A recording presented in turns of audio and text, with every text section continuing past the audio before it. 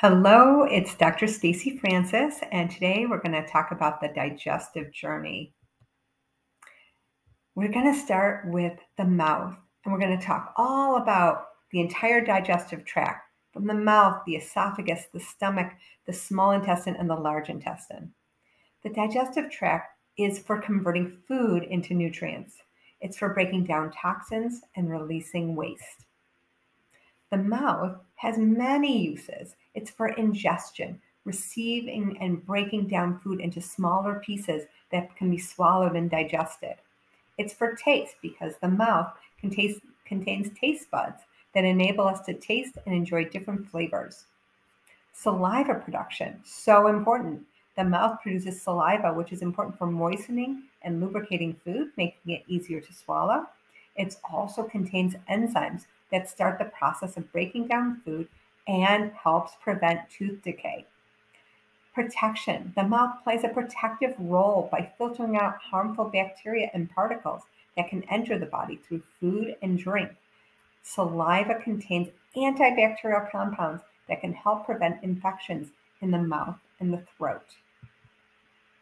Our heroes in the mouth are vitamin D and K2, D3 and K2. When we eat calcium-rich foods or even take a calcium supplement, that calcium needs to be mobilized, and that's what vitamin D does. Vitamin D helps mobilize calcium to get it going through the bloodstream. But it's vitamin K that gets it from the bloodstream into where it really needs to go, which is the bone and the teeth. And especially the teeth, they're so important for teeth that most of your vitamin K in all of your body resides in your mouth to make sure that you maintain healthy teeth. So when you take vitamin K, when you eat vitamin D, make sure you also take vitamin K. What do we do to keep the mouth healthy? We want to make sure we chew our food, utilize our teeth, utilize our saliva to start breaking down our food into smaller particles so that we can absorb them later. We want to make sure we keep our teeth and our gums healthy by brushing, flossing, using a water pick.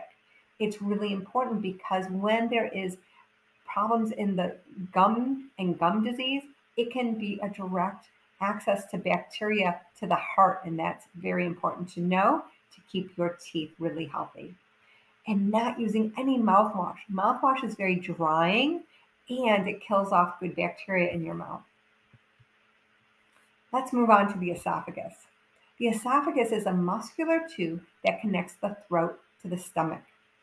It transports food and liquids using muscle contractions called peristalsis. It's like a squeeze and then a squeeze and then a squeeze and a squeeze, just like pushing something through and a hose. That's what the esophagus does. It's lined with mucosa, which secretes mucus to lubricate the passage of food and prevent damage to the esophageal walls. It also contains a ring of muscles at its lower end called the lower esophageal sphincter, which acts as a valve to prevent the contents of the stomach from flowing back up into the esophagus. To help support the GI system, one of the most important supplements we use is called glutagenics, and it has something called L-glutamine in it. L-glutamine is so healing to the intestinal lining that we use it for heartburn, indigestion, stomach pain. It is useful for so many digestive issues. Zinlori is zinc carnosine. It's a special kind of zinc that helps heal the lining of the esophagus, and it will help regenerate and protect the esophagus. It's great for ulcers or heartburn, indigestion.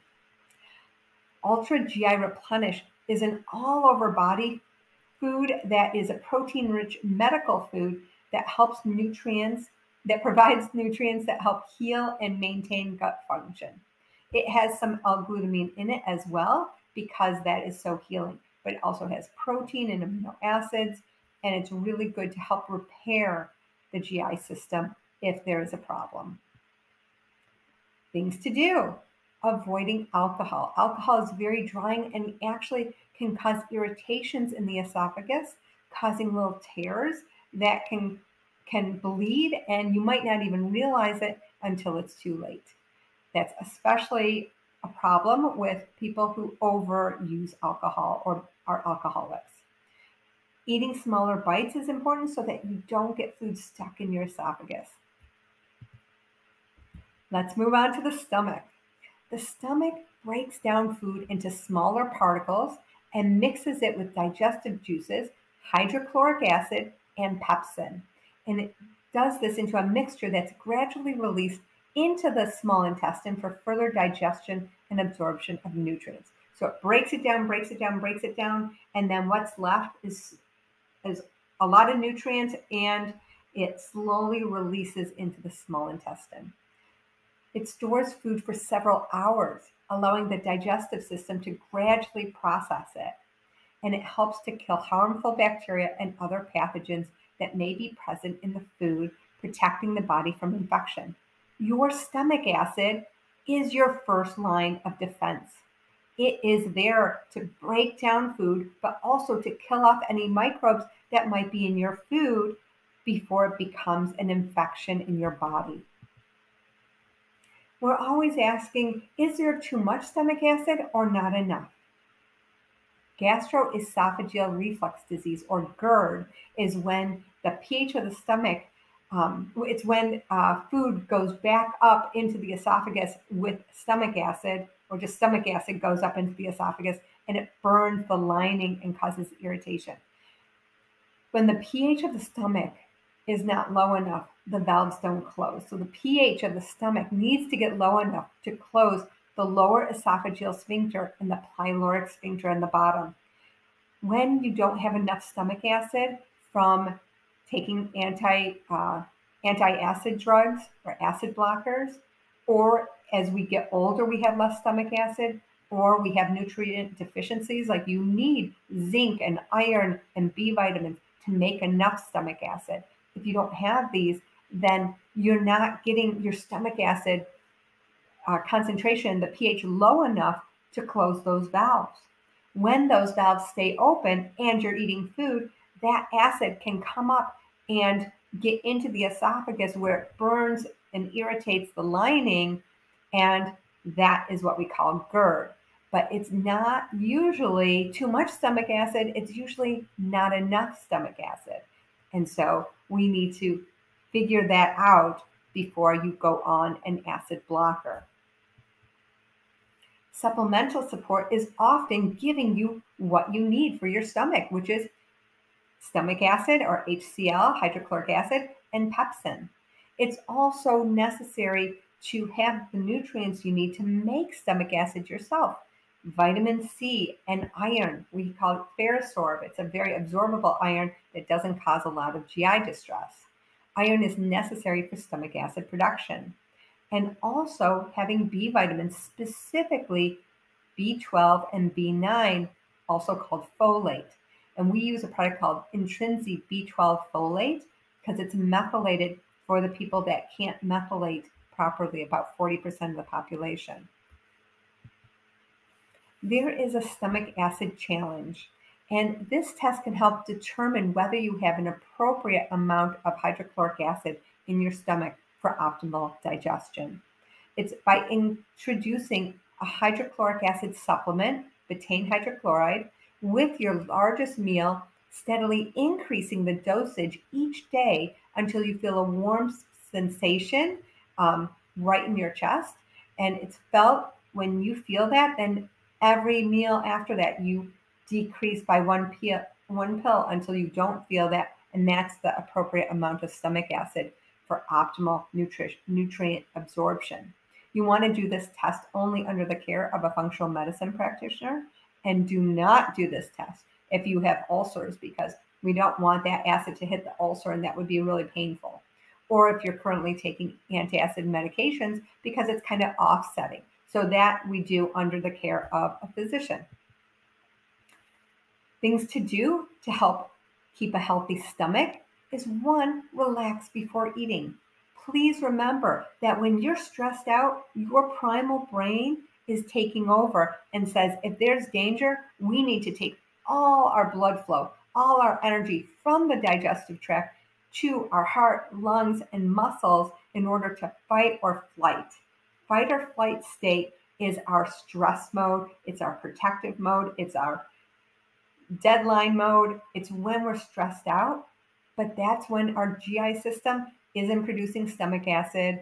It is not digesting well, and we need all that energy to be in our stomach. So we need to breathe and relax. Deep breathing is great before you eat, also calming your mind. Eating slower to allow you to chew more, and so you're have smaller amounts coming into the stomach at a rate that the body can digest it. And if you're curious to know, do you have enough iron? Do you have enough B vitamins? We do a test called the Biocomprehensive Lab Test. It looks at a lot of things, but it also looks at your iron status, your B vitamin status, and it will determine whether we need to supplement with that. And then we're going to move from the stomach into the small intestines. The small intestines is responsible for breaking down food into nutrients that can be absorbed into the bloodstream and used by the body for energy and other functions. This is the last stop of digestion. So we had chewing in the mouth and breaking it down with amylase from our saliva. Then we went into the stomach and we broke down it further with stomach acid, hydrochloric acid, and pepsin. And now we're moving into the small intestine where there's pancreatic enzymes and bile to help continue that process and get the food down to its most broken down level. So all that's left are nutrients that the intestinal lining can identify and pull into the bloodstream where it's going to be utilized. So the small intestine receives this partially digested food from the stomach, and it mixes it with digestive enzymes from the pancreas and the bile from the liver, which helps to break down fats. It produces enzymes and hormones that help to regulate digestion and absorption, such as lactase, which breaks down lactose, a sugar that's found in milk, and secretin, which stimulates the pancreas to release bicarbonate to neutralize the stomach acid. Because that stomach acid needs to stay in the stomach, those cells are specific to hold stomach acid, but the small intestine is not. And so we need to put bicarbonate in with the acid to neutralize it for the intestinal lining. Those cells are specific to not as low a pH as what's in the stomach. It's a small, small world. The intestinal lining is amazing, and it is a world into itself. I love talking about the intestinal lining. And we talk about intestinal permeability because this intestinal lining is one cell width thick between what's in your gut, what you're eating, and the bloodstream. And in between there is the immune system to protect the bloodstream, because we don't want anything in the bloodstream that shouldn't be there. So the one cell width thick are cells that stand shoulder to shoulder together, not letting anything through unless it's identified and pulled in and allowed into the bloodstream. These cells have a tight junction between them. And when this breaks down, then toxins or microbes and undigested food can enter the bloodstream, because then the cells are pulled apart. And as you see in the diagram, the two cells at the beginning, those are tight together. But if there's a gap between the cells, that's when microbes and undigested food particles can get into the bloodstream. Vitamin D helps maintain these tight junctions. So it's important to have a really healthy vitamin D level. And the level we're looking for on a blood test is around 70. So 65 to 75 is a really sweet spot for a vitamin D level. That would be optimal. So make sure you're getting a vitamin D level at least every year, preferably twice a year. Food sensitivity and autoimmunity. When undigested food particles enter the bloodstream, it can form food sensitivities that can cause inflammation and a stimulation of the immune system that can trigger molecular mimicry. What's molecular mimicry? It's when your immune system looks at food particles, breaks it down, and says, I'm going to remember you because you're not supposed to be here, And then as it's patrolling the rest of the system, it sees human tissue, our own body tissue, that looks molecularly just like that food. So now the immune system will attack the body as well. And that attack on the body is called autoimmunity. So oftentimes this happens with gluten because when gluten gets into past that intestinal lining barrier and gets into the bloodstream where the immune system is, the immune system will attack it and send a message to the brain saying, I'm going to remember this. And now when it's patrolling the system, it may see a tissue that looks very similar to the molecular structure of gluten, such as the thyroid gland, and it will start attacking the thyroid gland. And that can lead to something called Hashimoto's or Graves' disease. And that can cause hyper and hypothyroid symptoms where people might go to the doctor and say, I know I have a thyroid problem. I have all the symptoms of it. And the doctor may not find it unless they're looking for an autoimmune marker against the thyroid. We do that with every blood test. So if you are wanting to know, if you think you have all the thyroid symptoms, but you're not getting the answers you're looking for, come in and see me and we're going to evaluate whether or not your thyroid symptoms are from an autoimmune system that started in the gut. And what supplemental support do we have for the intestinal lining?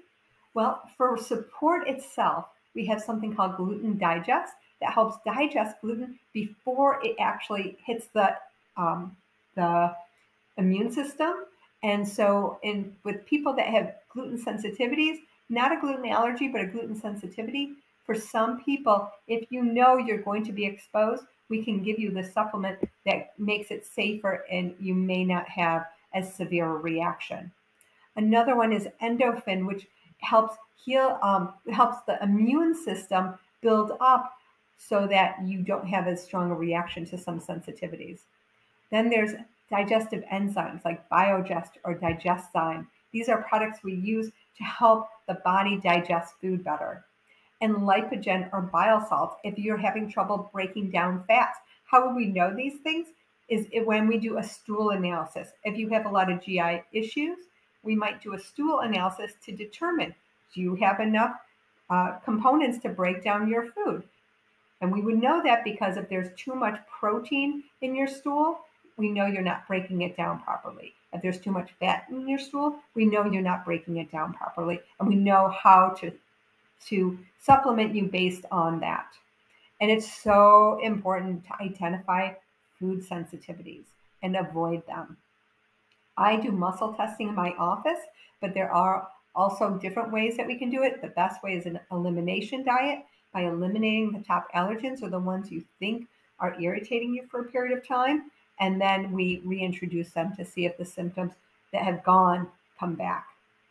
And for repair, when we're trying to repair the intestinal lining, often we are wanting to kill off any bacteria that we find on that stool test with using things like oregano, which is in Candibactin AR, or berberine, which is in Candibactin BR. Using GI Replenish, which is that medical food we talked about earlier that helps the entire GI system and has L-glutamine in it to help heal the intestinal lining.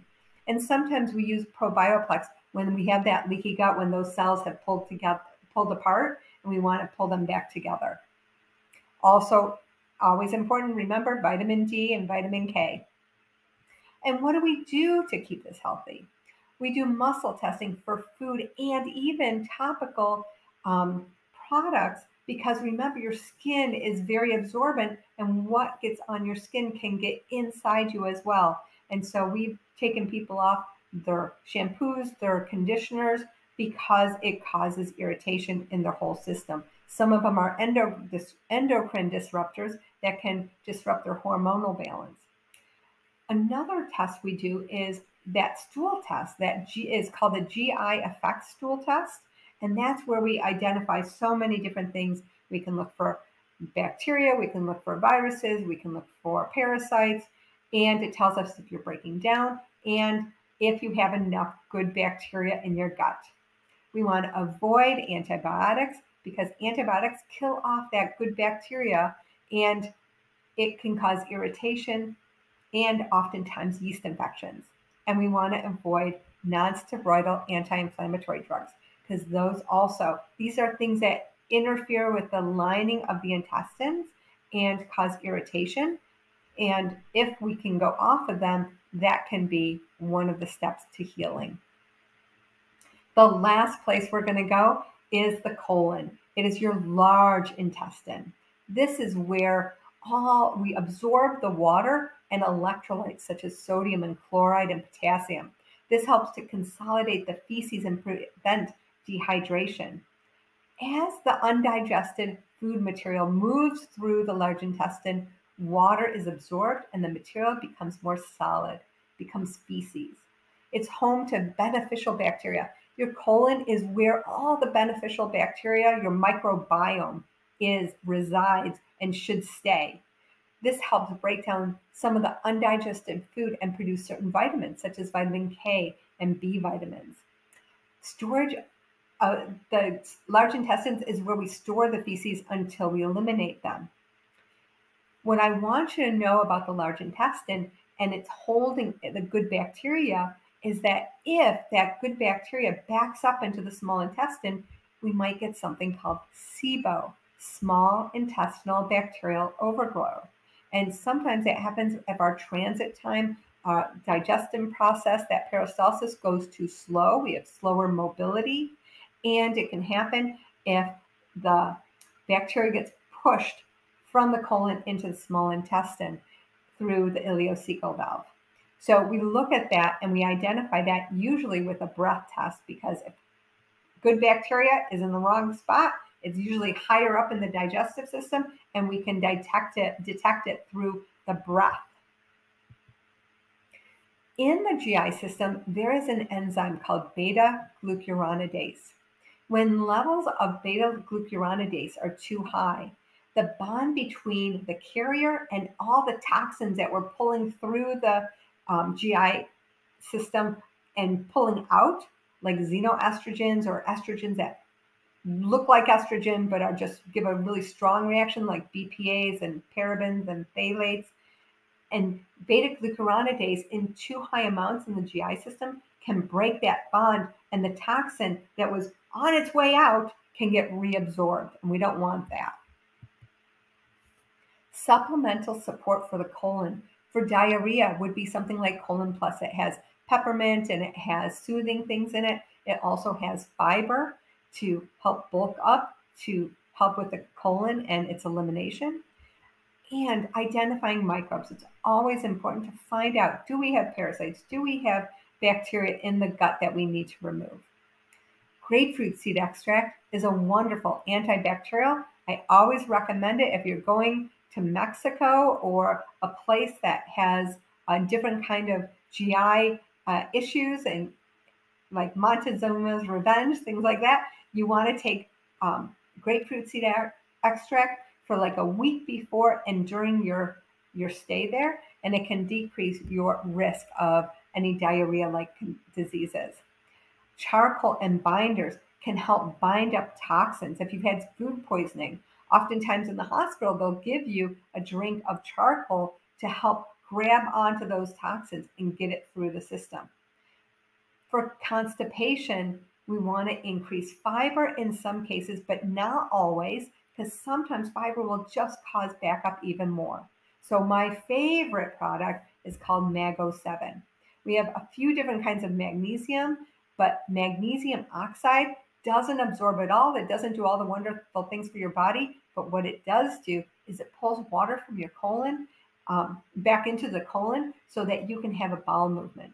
If you have constipation, Mago7 is your answer. And it works wonders, and we have just great success stories for it. Aloe is another thing that can help with constipation. And what else can we do for the colon? We want to have good fiber intake. That is where your vegetables come from. Eat a lot of vegetables. Low glycemic vegetables that are high in fiber are really good. Avocado is really good for fiber intake. We want to increase our water intake and make sure we have adequate water intake. That would be half your body's weight in ounces is how much water you need to drink a day.